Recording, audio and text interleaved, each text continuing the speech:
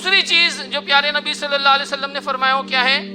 وہ کہا کہ صحت کو بیماری سے پہلے غنیمت جانو۔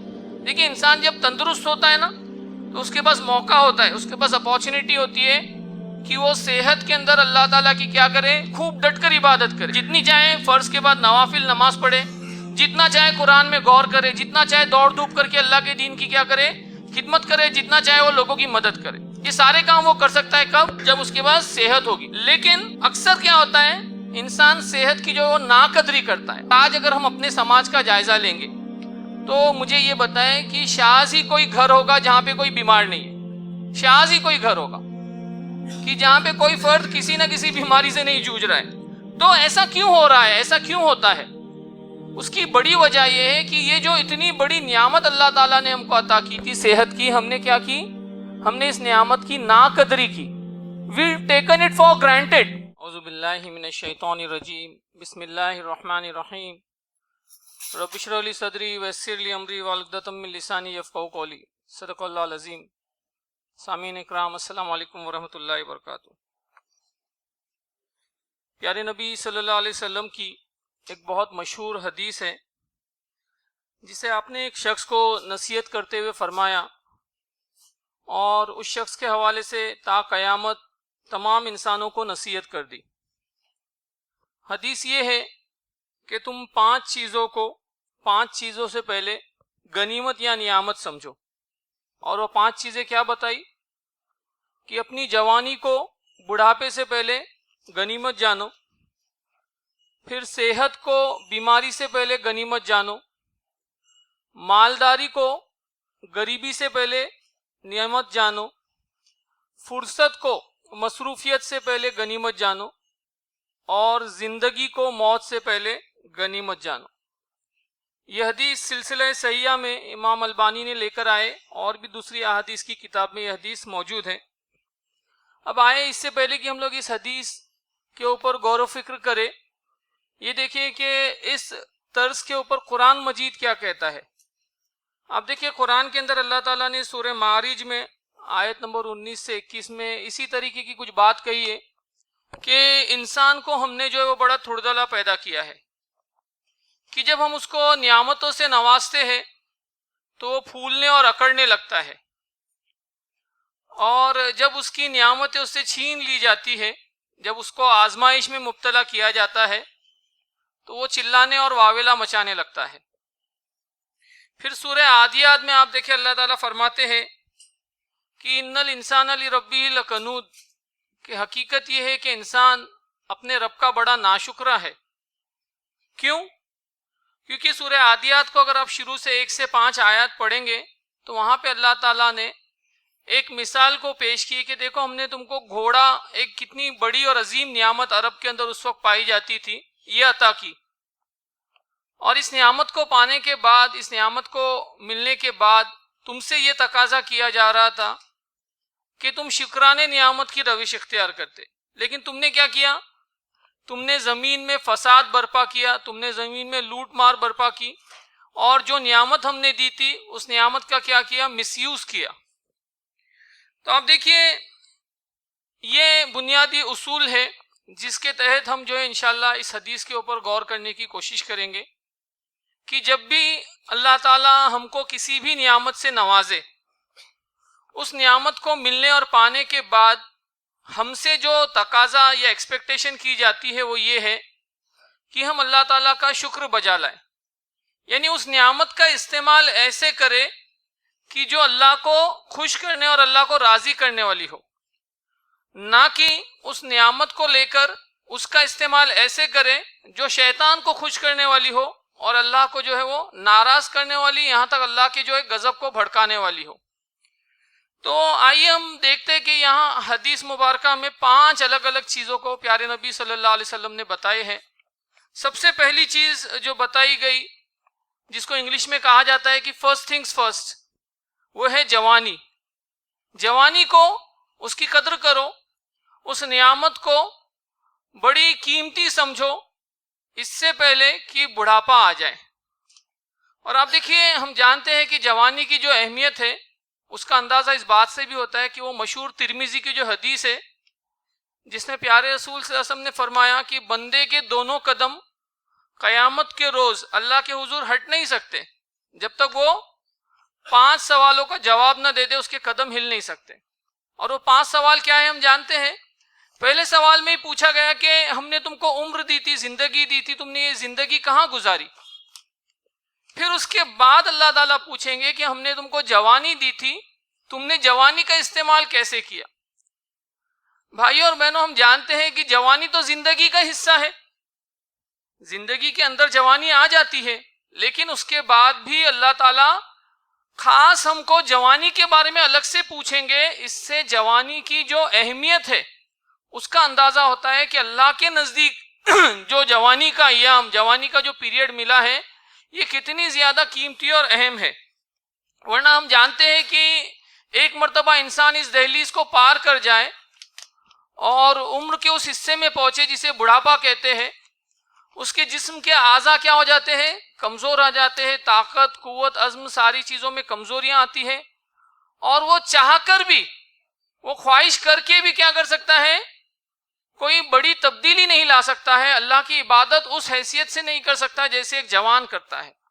اور یہی وجہ ہے کہ ہم دیکھتے ہیں کہ ہمارے بہت سارے بزرگ، ضعیف لوگ بڑا افسوس کرتے ہیں اس بات پر کہ ہم نے کاش، ہائے ہم نے کیا کیا، اپنی جوانی کو شاید اتنے اچھے طریقے سے استعمال نہیں کیا جیسے اس کا حق تھا، کیونکہ یہ وہ عمر ہے جوانی کا وہ پیریڈ ہے جہاں پہ انسان کے پاس طاقت ہے، قوت ہے، اس کی صلاحیتیں بہت زیادہ اس کے پاس ہوتی ہے، اس کی ذہانت بہت صحیح طریقے سے، اس کا دماغ کام کرتا ہے، اس کے اندر ہمت ہوتی ہے، عزم اور ڈٹرمنیشن ہوتا ہے۔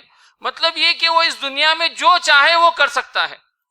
آپ دیکھیے، بچپنے کا پیریڈ ہٹائیے اور بڑھاپے کا پیریڈ ہٹائیے تو یہ بات سمجھ میں آتی ہے کہ جوانی کا ہی وہ پیریڈ ہے جہاں پہ بڑے بڑے کیا ہوتے ہیں، انسان ڈیسیجنز لیتے ہیں اور بڑی بڑی تبدیلیاں سماج میں بھی اور اپنی زندگی میں بھی انسان اگر چاہے تو وہ لا سکتا ہے۔ اب فرق کس بات میں ہے؟ فرق اس جوانی میں ہے جو نفس کی خواہشات کی پیروی کرے اور شیطان کی بندگی بجا لائے۔ کیونکہ جوانی میں ہوتا کیا ہے، جوانی میں اٹریکشنز بھی بہت رہیں گے نا، ساتھ میں چیلنجز بہت رہیں گے جوان کے لیے، اور یہ چیلنجز ہر قدم پر، ہر موڑ پر ہے نا، موبائل کے ہر کلک پر، ہر نگاہ پر، ہر گفتگو پر، ہر بات جو وہ سنے گا، ہر عمل جو وہ کرے گا، اس میں کیا ہوگا؟ اس کے لیے آزمائش ہوگی، اس کے لیے چیلنج ہوگا کہ آیا وہ اللہ کی بندگی بجاتا ہے یا شیطان کی بندگی بجاتا ہے۔ تو مبارکباد کا مستحق تو وہ جوان ہوگا جس نے کیا کیا، اپنی جوانی کے اندر اپنے نفس کی خواہشات کو اپنا غلام بنا لیا، اس کو اپنے قابو میں کر لیا۔ دیکھیے، گھوڑ سوار ہوتا ہے، ایک گھوڑ سوار تو وہ ہے جو گھوڑے کے قابو میں آ گیا، گھوڑے کی جو لگام ہوتی ہے وہ لگام اس نے گھوڑے کے حوالے کر دیا، اس کے کنٹرول میں نہیں رہا۔ اب کیا ہوگا؟ نفس کا گھوڑا اسے کیا کرے گا؟ جہاں چاہے وہاں دوڑاتے لے جائے گا، جس برائی کی طرف، جس گندگی کی طرف، جس گناہ کی طرف وہ نفس کا گھوڑا کیا کرے گا؟ اسے لے جائے گا۔ اور اگر ایک جوان جو اللہ کا مطیع اور فرما بردار ہے، وہ کیا کرے گا؟ اگر اس نے اس نفس کے لگام کو اپنے کنٹرول میں لے لیا، اپنے کنٹرول سے مراد یہ ہے کہ اللہ کی بندگی کے حساب سے وہ کیا کرے، اس گھوڑے کی اور نفس کی لگام کو کنٹرول کرے، تو کیا ہوگا؟ پھر وہ اللہ کی بتائے ہوئے حدود کا خیال رکھے گا، اپنی جوانی کو اللہ کی بندگی میں لگائے گا اور جوانی کو پاک اور صاف رکھے گا۔ تو ایسے جو نوجوان ہوں گے وہ انشاءاللہ کیا ہوں گے؟ عرش کے سائے میں، اللہ کے جو عرش کے سائے میں قیامت میں ہر انسان جہاں پریشان ہوگا، وہ نوجوان اپنے آپ کو کہاں پائے گا؟ اللہ کے عرش کے سائے میں پائے گا۔ اور آپ دیکھیے کہ ایسی بہت ساری مثالیں ملتی ہیں کہ جنہوں نے اپنی جوانی کو اللہ کے احکامات کے تابع کیسے کیا، کیسے اللہ کے دین کو فروغ دینے کے لیے جو ہے انہوں نے اپنی جوانی کا استعمال کیا۔ حضرت عبداللہ ابن عباس رضی اللہ تعالیٰ عنہ، جو اللہ کے رسول صلی اللہ علیہ وسلم کے چچا زاد بھائی ہے، عمر میں اللہ کے رسول صلی اللہ علیہ وسلم سے چھوٹے ہیں۔ آپ کی وفات کے بعد یہ بات آتی ہے کہ حضرت عمر رضی اللہ تعالیٰ عنہ جب خلیفہ بنے تو آپ نے اپنی خلافت میں جو شورا بنی، جو ایڈوائزری کاؤنسل بنی، اس کے اندر حضرت عبداللہ ابن عباس کو بھی شامل کر دیا۔ اور اس بات کے اوپر بعض بزرگ صحابہ کو بڑا اعتراض ہوا کہ یہ حضرت عبداللہ ابن عباس، تم نے ان کو کیسے شورا میں شامل کر دیے؟ یہ تو ایک ابھی بچے معلوم ہوتے، کیونکہ روایات میں آتا ہے کہ ان کی عمر تقریباً 15 سال تھی صرف، یعنی 15 سال کے بچے کو آپ سوچئے کوئی نیشنل ایڈوائزری کاؤنسل میں اگر شامل کر رہا ہے. اب حضرت عمر رضی اللہ تعالیٰ عنہ کوئی ایسے ویسے شخص تو تھے نہیں کہ کسی کو بھی اپنی شورا میں شامل کرتے. تو انہوں نے کہا ٹھیک ہے ایک کام کرتے ہیں, کل آپ سارے لوگ آ جاؤ. سارے شورا کے لوگوں کو, بزرگوں کو بلایا اور سب سے کہا کہ آپ کیا کرو, سورہ نصر اذا جاء والی سورہ کی جو تفسیر کو آپ بیان کرو. سب نے بیان کی. پھر آخر میں حضرت عبداللہ ابن عباس سے کہا کہ عبداللہ ابن عباس اب تم سورہ نصر کی تفسیر بیان کرو.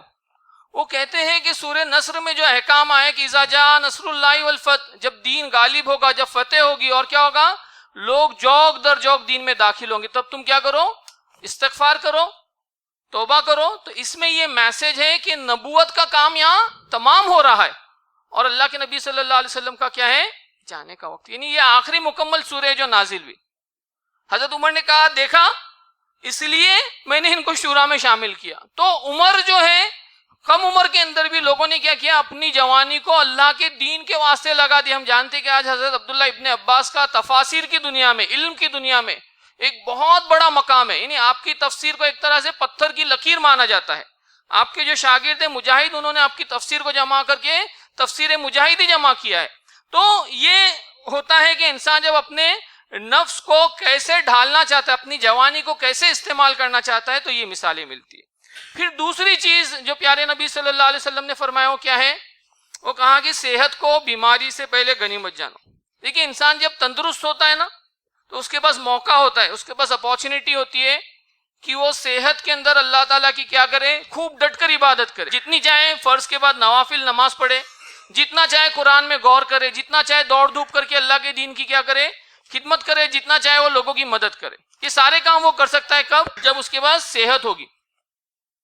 لیکن اکثر کیا ہوتا ہے, انسان صحت کی جو ناقدری کرتا ہے, اور جب وہ صحت چھن جاتی ہے ٹیمپرری یا پرماننٹ, تب وہ کیا کرتا ہے, بڑا افسوس کرتا ہے, بڑا پچھتانے لگتا ہے کہ ہائے ہے نا, اب میرے گھٹنے میں بہت تکلیف ہو رہی ہے, اب میرے کمر میں بہت تکلیف ہو رہی ہے, اب میں فلاں ہے نا شوگر کا مریض بن گیا ہوں, فلاں پریشر کا مریض بن گیا ہوں, فلاں ہارٹ کا مریض بن گیا ہوں.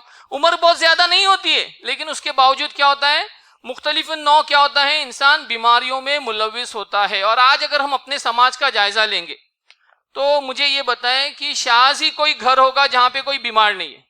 شاذ ہی کوئی گھر ہوگا کہ جہاں پہ کوئی فرد کسی نہ کسی بیماری سے نہیں جوجھ رہا ہے.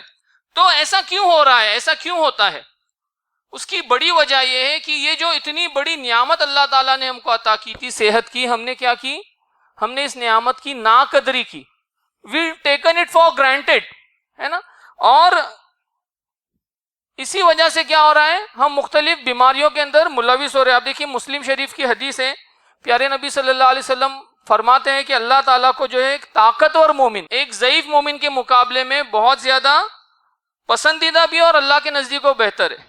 یعنی اللہ کے نزدیک مومن تو دونوں ہیں, لیکن وہ مومن جو طاقتور ہے, جو قوت والا ہے, مینٹلی فزیکلی, جس کے پاس کیا ہے, اسٹرینتھ زیادہ ہے, وہ اللہ کے نزدیک زیادہ پسندیدہ, اس کا مرتبہ اللہ کے نزدیک بہت زیادہ بلند ہے. یہ سمجھ میں آتا ہے. تو ہم کو اس نعمت کی کیا کرنی پڑے گی, قدر کرنی ہوگی. اور آج جس طرح کی ہم زندگی گزار رہے ہیں نا, یہ فاسٹ فوڈ والی زندگی, یہ ہوٹل لائف والی زندگی ہے نا, یہ کیا کر رہی ہے, یہ تو اس بات کو ڈیمانڈ کر رہی ہے, اس بات کو دعوت دے رہی ہے کہ ہم اپنی صحت کو خراب کریں لذتوں کے چکر میں, زبان کی لذتوں کے چکر میں, ہے نا. اور ایک طرح کی کیا ہے, ایک کلچر کو ہم نے ایسا بنا دیا ہے کہ کیا ہو گیا ہے, ہم نے اپنی صحت کو داؤ پر لگایا ہے. اور نہیں بھی تو اوور ایٹنگ کا ایسا مسئلہ ہو گیا ہے نا کہ صاحب ابھی رات کا کھانا کھائے, پھر ہوٹل میں چلے, پھر کچھ کھائے, پھر مطلب کم و بیش کھا ہی رہے بس ہم, ہے نا. ہونا یہ چاہیے کہ ہم نے کیا کرنا چاہیے تھا, زندہ رہنے کے لیے آج کیا ہو گیا, لوگ کھا رہے, اور ہونا یہ چاہیے تھا کہ کھانا چاہیے تھا زندہ رہنے کے لیے. تو یہ فرق جو واقعی ہوا ہے سماج کے اندر, ہم کو اس کے اندر کیا کرنا پڑے گا, کہیں نہ کہیں چینج لانا پڑے گا. اور مسلم معاشرے میں آپ دیکھیے خاص طور سے ایکسرسائز نام کی تو کوئی شے رہ ہی نہیں گئی ہے. ہم کو لگتا ہی نہیں کہ ہم کو ایکسرسائز کی کبھی ضرورت ہے, فٹنس کی ہم کو کبھی ضرورت ہے. آپ دیکھیں آج لوگ الحمدللہ بعض لوگ ہیلتھ کانشیس ہے, لیکن ان کا جو ریشیو ہے نا وہ بہت کم ہے.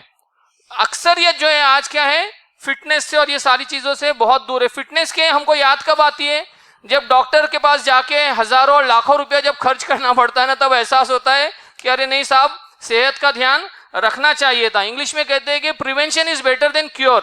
تو بیمار ہونے کے پہلے یہ حدیث بھی ہم کو اسی طرف متوجہ کریے کہ ہم کو کیا کرنا چاہیے، اپنی صحت کی قدر کرنی چاہیے. اور 2-3 چیزیں ہیں صحت کی قدر کرنے کے اندر، وہ کیا ہے کہ مسلم معاشرے میں خاص طور سے آپ دیکھیے صفائی کا کیا معیار ہے.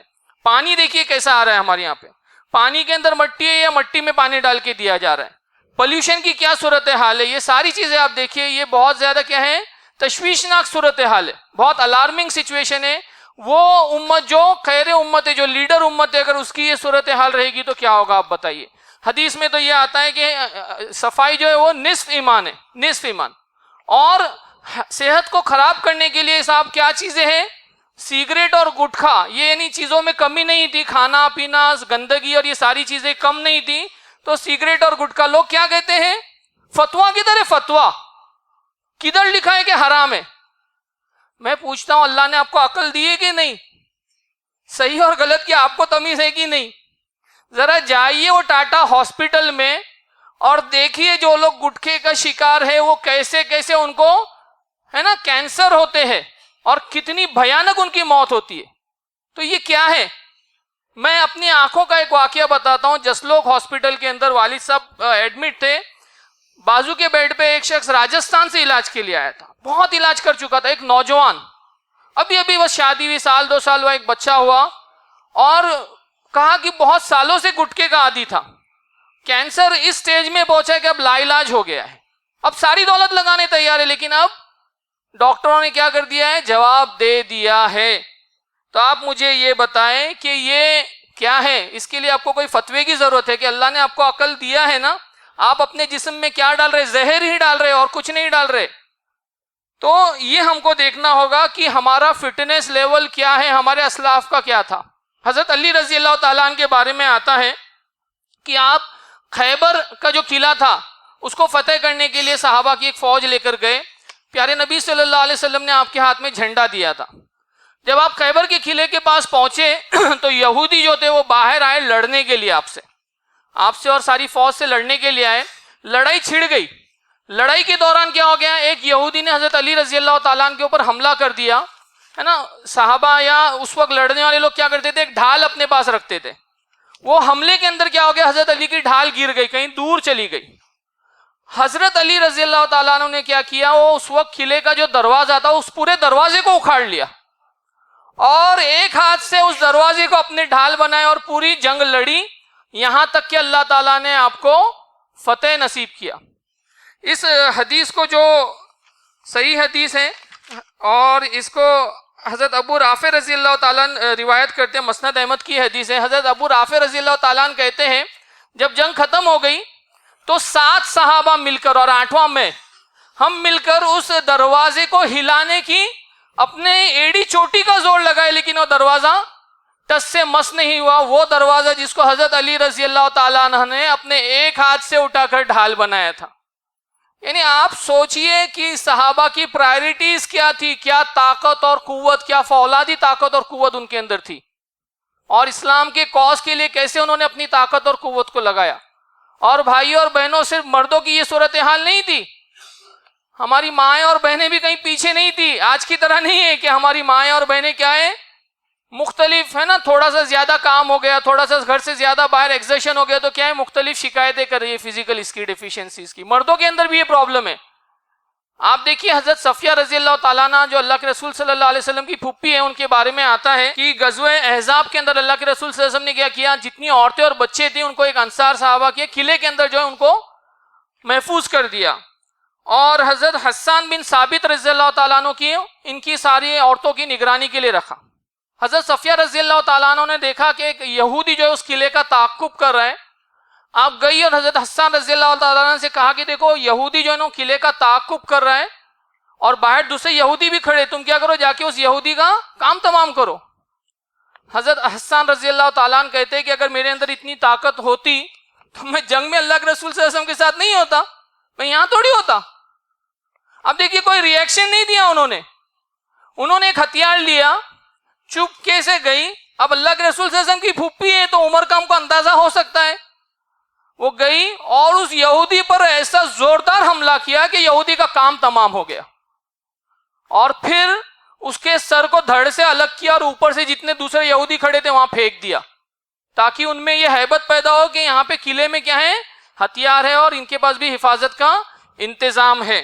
تو یہ چیزیں ملتی ہیں ہم کو، ہمارے اسلاف کی زندگی میں صحت کے اعتبار سے کتنا زیادہ ٹاپ پرائرٹی تھی۔ پھر تیسری چیز جو پیارے نبی صلی اللہ علیہ وسلم نے فرمایا وہ کیا ہے، مالداری کو، دولت کو کیا کرو، غریبی سے پہلے غنیمت اور نعمت جانو۔ اب دیکھیے یقیناً جو کم دولت والے ہیں قیامت میں شاید خوش ہوں گے، کیونکہ جتنا زیادہ پیسہ ہے اتنا کیا ہوگا، حساب دینا پڑے گا نا، کہاں سے کمایا پہلے تو وہ حساب دینا پڑے گا، 1 نمبر 2 نمبر 3 نمبر سارے ہے نا اکاؤنٹس کھل جائیں گے، اور پھر کہاں خرچ کیا اس کا بھی حساب اتنا زیادہ دینا پڑے گا۔ لیکن دولت فی شے کوئی غلط چیز نہیں ہے، اسلام نے اس کو ایسا کنڈیم نہیں کیا ہے کہ نہیں دولت مند ہونا کیا ہے کوئی بری چیز ہے۔ اگر اللہ نے دولت دی ہے تو وہ بھی ایک نعمت ہے۔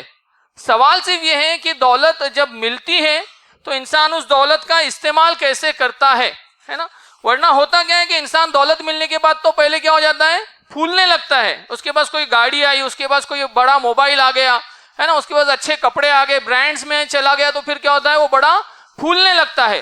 اور جب اس انسان سے کیا ہوگا، اللہ کے دین کے لیے، غریبوں کی مدد کے لیے اگر کوئی مدد مانگی جائے تو وہ ایک دم اس پہ کب کبھی تاری ہوتی کہ ارے میں اپنے پیسے کو کیسے تمہارے اوپر خرچ کروں، اللہ کو مدد کرنی ہوتی تو اللہ نے تم کو آزمائش میں ڈالا ہے، اور یہ جو دولت ملی ہے یہ نعمت ہے، اور یہ اصل میں ایک امانت ہے، کیونکہ یہ اللہ نے دیا تو ملا ہے برابر ہے۔ ورنہ ہم نے کووڈ کے اندر دیکھا نا بھائیوں، کیا ہوا، بڑے بڑے لکھ پتی اور کروڑ پتی راتوں رات کیا ہو گئے، زمین پر آ گئے۔ تو یہ دولت اللہ چاہے جب چاہے چھین سکتا ہے ہم سے۔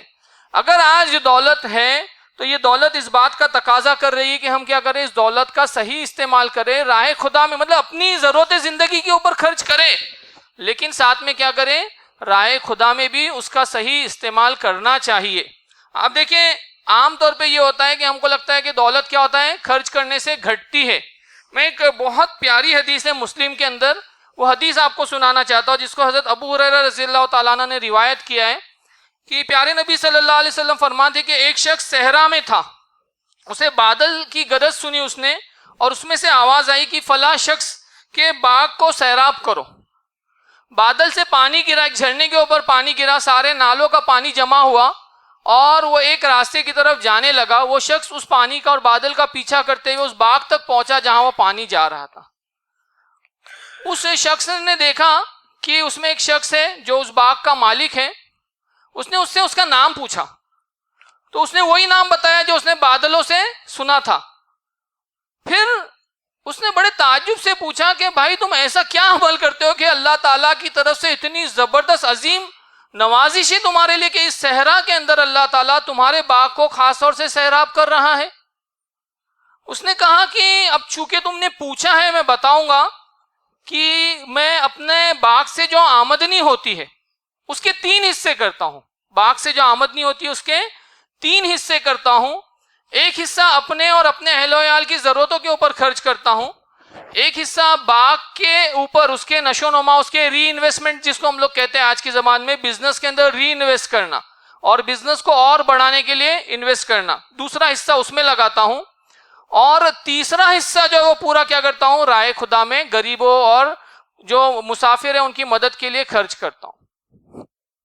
اب دیکھیے ہم 2.5% دیتے تو ہم کو لگتا ہے کہ ہم نے کیا کیا ہے، بہت بڑا احسان کیا ہے نا، دینے والے کے اوپر بھی احسان کیا ہے اور بہت بڑا کمال کیا ہے۔ حدیث دیکھیے اور اللہ تعالیٰ کی نوازشیں دیکھیے کہ اللہ جب چاہے جتنا چاہے ہم کو مزید مال کیا کرے، عطا کرے۔ لیکن آج اگر مال ہے نا، اس کو کیا کرنا چاہیے، حدیث یہ بتاتی ہے کہ اس کو نعمت سمجھنا چاہیے اس سے پہلے کہ وہ مال ہم سے چھین لیا جائے۔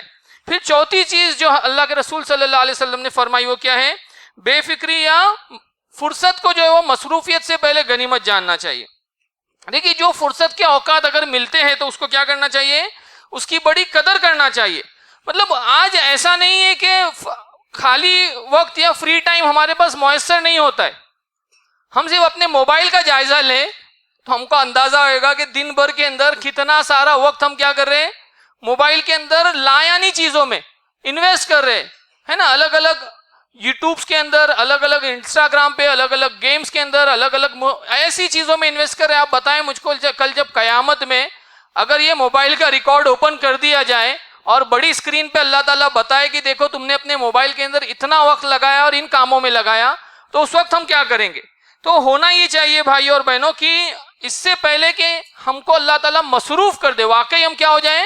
بہت زیادہ مصروف ہو جائیں، ہم کو اپنے فرصت کے اوقات کو غنیمت اور نعمت جاننا چاہیے. اور خاص طور سے میرے یہاں پہ گزارش طلبہ اور اسٹوڈنٹ سے ہے کہ ان کے پاس جو چھٹیوں کا موقع ہوتا ہے نا، چھٹیاں آتی ہے تو ایسا لگتا ہے کہ کیا بہت بڑی نعمت ہے، یقیناً بہت بڑی نعمت ہے، لیکن اس کو اتنی بے دردی سے ہمارے بچے کیا کرتے ہیں؟ ضائع کر دیتے ہیں کہ بس کھیل رہے اور آرام کر رہے اور گھوم رہے، مطلب اور کوئی کام اور کوئی شے ہو ہی نہیں سکتی. آپ دیکھیں، جبکہ ہم جانتے ہیں کہ یہ حدیث ہم کو اس طرف متوجہ کر رہی ہے کہ یہ جو چھٹیوں کا بھی وقت ہے، یعنی یہ جو فرصت کے اوقات ہے، یہ اللہ کی ایک بہت بڑی نعمت ہے.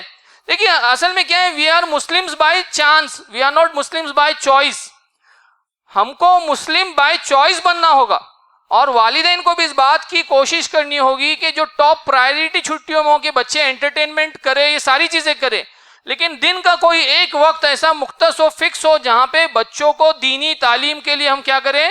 ان کے لیے نکالے، والدین وقت نکالے، مائل خیر آبادی کی کہانیوں کی کتابیں لائیں، گھر میں پڑھیں، ان کو سنائیں، کوئی اجتماعیت سے جوڑے. کچھ تو ہم کو یہ پروویژن کرنا ہوگا کہ ہم کیا کریں؟ اپنے بچوں کے چھٹیوں کے جو قیمتی اوقات ہیں ان کو بس یوں ہی ضائع ہونے نہیں دیں. آپ دیکھیے، ورنہ ہم جانتے ہیں کہ آج جس طریقے سے دین تقاضا کرتا ہے، یہ وقت بڑا قیمتی ہوتا ہے. پیارے نبی صلی اللہ علیہ وسلم کے بارے میں آتا ہے کہ آپ حضرت زید بن ثابت رضی اللہ تعالیٰ عنہ سے آپ نے ایک گزارش کی کہ زید، میرے پاس جو ہے عبرانی زبان میں یہودیوں کے بہت سارے خط اور خطاب آتے ہیں اور ان کی بہت سارے صحیفے بھی ہیں، مجھے مجبوراً کیا کرنا پڑتا ہے؟ اس کے ٹرانسلیشن کے لیے یہودیوں کے اوپر ڈیپینڈ ہونا پڑتا ہے. تو تم سے یہ گزارش ہے کہ تم کیا کرو؟ عبرانی زبان سیکھ لو. آپ دیکھیے، روایت میں حدیث میں یہ بات آتی ہے کہ حضرت زید بن ثابت رضی اللہ تعالیٰ عنہ نے اسلام کے کاز کے لیے پیارے نبی صلی اللہ علیہ وسلم کی اس گزارش پر 15 دن کے اندر عبرانی زبان سیکھ لی. تو ہمارے بچے بھی بہت کچھ کر سکتے ہیں چھٹیوں میں. ہم کو بھی کچھ عزم کرنا ہوگا کہ اس چھٹی کے اندر میں پلان کروں گا کہ کم سے کم ایک ہے نا دین کا علم، ایک علم سیکھوں گا، حدیث کی کچھ ایسے نالج لوں گا، قرآن کی کچھ ایسی نالج لوں گا، کوئی ایک لینگویج کو سیکھوں گا، کچھ نئی چیز کو ایکسپلور کروں گا، کچھ نئی چیز سیکھوں گا. اور آخری بات جو اس حدیث کے اندر پیارے نبی صلی اللہ علیہ وسلم نے فرمایا وہ کیا ہے؟ زندگی کو موت سے پہلے کیا کرو؟ غنیمت جانو. اب دیکھیے آج کیا ہے، ہر انسان بھاگ رہا ہے، ہر انسان بھاگ رہا ہے، بچہ ہو بڑا ہو، سب کے اوپر پریشر ہے، کسی نہ کسی طریقے کا پریشر ہے، اور لوگ بس بھاگ رہے. ایک دوڑ لگی ہوئی ہے جس میں کیا ہے؟ لوگ ملوث ہے، یا تو اس دوڑ میں ملوث ہے، یا تو کیا ہے؟ انسان اس زندگی کی چکا چونی کے عیش اور آرام میں ملوث ہے. اور قرآن یہ کہتا ہے کہ الہاکم التکاثر حتی زرتم المقابر، تم کو کیا ہوا ہے؟ ایک دوسرے سے بڑھ چڑھ کر دنیا حاصل کرنے کی دوڑ نے کیا کیا؟ غفلت میں ڈال دیا، یہاں تک کہ تم قبر میں جا پہنچے. مطلب اس دوڑ میں ہم بھول گئے کہ یہاں کیوں بھیجا گیا تھا. ایک امتحان کے لیے بھیجا گیا تھا، اور اس امتحان کا ایک رزلٹ بھی ہونا ہے، اور اس رزلٹ میں کامیابی تبھی ملے گی جب اس دنیا کی دوڑ کے اندر ہم نے کیا کیا؟ اپنے خدا کو بھی یاد رکھا، اس کے احکام کو بھی کیا کیا؟ ہم نے فراموش نہیں کیا، اور زندگی کو ایسے گزارا کہ اللہ تعالیٰ ہم سے راضی ہو، اللہ ہم سے خوش ہو. تو یہاں یہ بہت اہم پہلو ہے. ورنہ ہوتا ہے کہ انسان جب موت کے قریب، کیونکہ موت کی پہلی بات تو گارنٹی نہیں ہے، شیطان کیا کرتا ہے؟ دھوکے میں اور غفلت میں ڈالتا ہے کہ ابھی اتنا ہو جانے دو، ہے نا، اتنا سروس کا یہ بہت مصروفیت والا فیز ہے، بزنس کا اتنا فیز نکل جائے، اسٹوڈنٹ بولتے کہ نہیں کریئر کا یہ فیز نکل جائے، پھر کیا کریں گے؟ پھر آرام سے اللہ کی عبادت کریں گے. حج کے موقع پر ایک شخص نے کہا کہ تم اتنی جوانی میں حج کے لیے آئے، تم اتنی جوانی میں حج کے لیے کیسے آئے؟ حج تو بوڑھے لوگ کرتے ہیں. گارنٹی ہے کہ بوڑھا ہونے تک اللہ تعالیٰ مہلت دیں گے؟ کسی کو اپنی ایکسپائری ڈیٹ معلوم ہے کیا؟ کسی کو نہیں معلوم ہے. اور موت تو کبھی بھی آ سکتی ہے، تو ہر وقت کیا ہونا چاہیے؟ موت کی تیاری میں انسان کو لگا ہوا رہنا چاہیے. تو بھائیوں اور بہنوں، اس حدیث کے اندر جس کو پیارے نبی صلی اللہ علیہ وسلم نے پیش کیا، 5 باتیں بیان کی گئی ہے، اور ان 5 باتوں میں چاہتا ہوں کہ جو سب سے اہم بات ہے اس کو پھر ایک بار ہے نا ریوائز کروں، ریپیٹ کروں، تاکہ ہمارے ذہنوں میں وہ تازہ رہے کہ پیارے نبی صلی اللہ علیہ وسلم نے فرمایا کہ جوانی کو جو ہے وہ کیا کرو؟ بوڑھا ہونے سے پہلے غنیمت جانو. یہ نہیں ہے کہ تم بوڑھے نہیں ہوں گے، یہ تمہارے اختیار میں نہیں ہے، آؤٹ آف اسکوپ ہے، آؤٹ آف کوشچن ہے. بوڑھا تو یقیناً اگر حیاتی ہے تو ہونا ہی ہے، لیکن اگر آج جوانی کی نعمت ملی ہے تو اس کی قدر اور قیمت کرو. اس کو اللہ کی بندگی اور مرضی میں لگاؤ، اللہ کو خوش کرنے کے لیے لگاؤ، اللہ کے حدود کی پابندی کرو، شیطان کے بہکاوے میں ہرگز بھی مت آؤ، اور عزم کی دنیا میں جیو۔ آپ دیکھیے تاریخ میں ملتا ہے کہ حضرت طارق بن زیاد کے بارے میں آتا ہے کہ صرف 17 سال کی عمر میں آپ مسلم فوج کے کیا تھے، کمانڈر بنا کے بھیجے گئے تھے اسپین کے اوپر چڑھائی کرنے کے لیے۔ جب آپ سمندر سے اسپین داخل ہوئے تو پہلا حکم کیا دیا کہ ان کشتیوں کو جلا دو، یا تو ہم اسپین کو فتح کریں گے یا یہیں شہید ہو جائیں گے۔ تو جب نوجوان عزم کرتا ہے اور اللہ کے دین کو غالب کرنے کے لیے اپنی طاقت، قوت، صلاحیت اور وقت کو لگاتا ہے تو اللہ تعالیٰ اس کو ویسے مقام عطا کرتے ہیں۔ ورنہ صرف فیشن میں، ورنہ صرف آج برانڈز کے چکر میں، ورنہ صرف عیش و آرام میں، کھانے پینے کی لذتوں میں اور موبائل کی لت میں نوجوان کیا ہے، گم ہے۔ آپ دیکھیے مصعب بن عمیر رضی اللہ تعالیٰ عنہ کے بارے میں آتا ہے کہ جب آپ اسلام کے آغوش میں نہیں آئے تھے تو بہترین سب سے مہنگے کپڑے آپ پہنتے تھے، جس گلی سے آپ جاتے تھے کئی دیر تک آپ کے عطر کی خوشبو وہاں باقی رہتی تھی، لوگ بولتے تھے کہ اس گلی سے مصعب بن عمیر گئے ہیں۔ لیکن اب جب دامن اسلام میں آئے تو آپ کو کیا ہو گیا، گھر سے بھی نکالا گیا، آپ کے پاس پہننے کے لیے ڈھنگ سے کپڑے نہیں تھے، لیکن آپ نے وہ مقام حاصل کیا کہ پیارے نبی صلی اللہ علیہ وسلم نے آپ کو مدینہ بھیجا، اور مدینہ کے اندر آپ کو اسلام پھیلانے کے لیے دعوت کے لیے بھیجا گیا۔ آپ کے ہاتھ پر 80 تقریباً لوگوں نے کیا کیا، کلمہ پڑھا۔ تو یہ اسلامی کاز کے لیے انسان اپنی جب جوانی لگاتا ہے تو یہ ریزلٹ آتے ہیں۔ اور یہ پانچوں باتوں کا جو دار و مدار ہے نا، ایک بنیادی آخری بات جو لانی ہے وہ یہ ہے کہ ایک چیز کے اوپر دار و مدار ہے کہ انسان یہ غفلت میں کیوں پڑتا ہے، کیوں انسان ان نعمتوں کو فراموش کرتا ہے، کیوں انسان بھولتا ہے کہ اللہ نے اتنی عظیم نعمتیں مجھے نوازا ہے۔ کیونکہ جب تک انسان کے سامنے زندگی کا کوئی بڑا گول نہیں ہوگا، اور گول ہوگا بھی تو کبھی کیا ہوتا ہے، گول نظروں سے اوجھل ہو جاتا ہے، انسان اس گول کی طرف کیا ہوتا ہے، اس کا دھیان ہٹ جاتا ہے، تب جا کے انسان یہ ٹھوکر کھاتا ہے اور غفلت کا شکار ہوتا ہے۔ تو اللہ تعالیٰ سے دعا ہے کہ اس سے پہلے کہ اللہ تعالیٰ یہ جو عظیم نعمت اللہ نے ہم کو دیا یہ ہم سے چھین لی جائے، ہم کو اللہ اس کی قدر کرنے کی توفیق دے، اور ان نعمتوں کو اللہ کو راضی کرنے کے لیے اللہ تعالیٰ لگانے کی توفیق دے، اور دنیا اور آخرت دونوں جگہ جہاں میں ہم کو کامیابی عطا کرے۔ ربنا آتنا فی الدنیا حسنۃ وفی الآخرۃ حسنۃ وقنا عذاب النار۔ آمین وآخر دعوانا الحمد للہ رب العالمین۔